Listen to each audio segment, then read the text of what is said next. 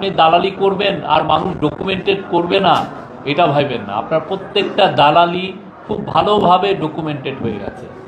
আপনি কোথায় আপনি যেই কাজগুলো করেছেন, দালালি তো শুধু 1 থেকে 36 জুলাই পর্যন্ত তো আর করেন নাই। আপনার দালালি শুরু হয়েছে সেই 2009 থেকে। আপনি বড় বড় ম্যাসাকারের বয়ান তৈরি করেছেন।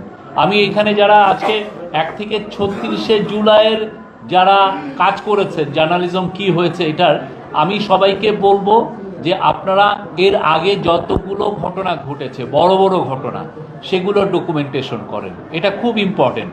এবং শাপলার সময় ওরা যেটা করতো যে একটা পুলিশ বা ওদের সিকিউরিটি ফোর্স একটা বড় রকমের ম্যাসাকার করতো, এবং তখনই দেখতেন যে ফেসবুকে ওদের হয়ে একটা বড় গ্রুপ বা ওদের হয়ে জার্নালিস্টদের একটা বড় গ্রুপ বয়ান তৈরি করতো, মানে এটাকে নর্মালাইজ করা, যে এই লোকটাকে মারাটা দরকার আছে, এই লোক না মারলে দেশ এগোতে পারবে না।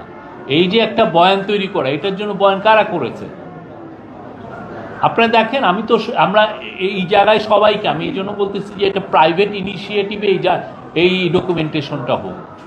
আমি যদি সরকার যদি এই কাজটা করে, কারা এই বয়ানগুলো তৈরি করেছে, তাহলে হবে কি, মানুষ বলবে যে না, এটা তো সরকারের একটা মোটিভেটেড একটা বিষয় হয়েছে।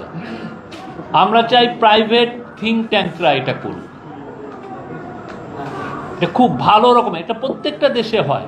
আপনি সেকেন্ড ওয়ার্ল্ড ওয়ারের পরে দেখেন, ওরা দেখেছে কারা কারা নাজি বয়ান, নাৎসিদের বয়ান কারা তৈরি করেছে, বা মুসোলিনির সময় দেখেন, বা স্পেনে ফ্রাঙ্কোর সময় দেখেন, কারা কারা তার হয়ে বয়ান তৈরি করেছে। খুবই স্পষ্ট, খুব ভালোভাবে ইউনিভার্সিটিগুলো, জার্নালিস্ট গ্রুপগুলো এই রিসার্চগুলো করেছে, করে দেখিয়েছে যে কিভাবে এই বয়ানগুলো তৈরি করেছে। বয়ানগুলো তৈরি করার মূল কারণ কি?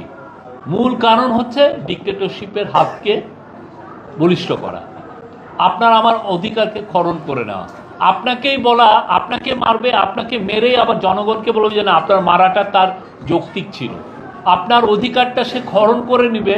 তখন কিন্তু কিছু সাংবাদিক আবার এই বয়ানটা করবে যে না, ওর অধিকার হরণ করাটা সঠিক ছিল। আপনি 15 বছর, 1-2 বছর না, আপনি অনেকগুলো ঘটনা, আপনি শাপলা বলেন, মাওলানা সাঈদীর ভার্ডিকের পরের দিন দেখেন, হ্যাঁ, আপনি যে সবাই একদিক দিয়ে মানুষ মারছে, কিন্তু হাসি ঠাট্টা হচ্ছে কি, এই চাঁদে সাঈদীকে দেখা গেছে। আপনার পুরো অ্যাটেনশন ওইদিকে নিয়ে, এইদিকে যে 160 জনের মতো লোককে রাইফেলের গুলি করে মারা হয়েছে, ভয়াবহ একটা হত্যাকাণ্ড ছিল। আপনি দেখেন কিভাবে এটাকে নর্মালাইজ করছে, মানে এই লোকগুলোকে মারাটা দরকার, যৌক্তিক ছিল। তারপরে আপনি ওই যে খালেদা জিয়ার যে একজন লিডার অব দ্য অপোজিশন, তার বাসার সামনে আপনি দিয়ে দিচ্ছেন, কি জন্য, বালির ট্রাক দিয়ে দিচ্ছেন, এবং কিছু সাংস্কৃতিক কর্মী ওইখানে আবার যাচ্ছেনও এটাকে করার জন্য। এবং ওইটারে আপনার ওই সময়ে ফেসবুকগুলো দেখেন, যারা যারা এটা বলছেন, এটা কি ভয়াবহ একটা সময়। এই সময়টাকে আমরা খুবই মেটিকুলাসলি আমরা এইটাকে রিসার্চের মাধ্যমে রাখব।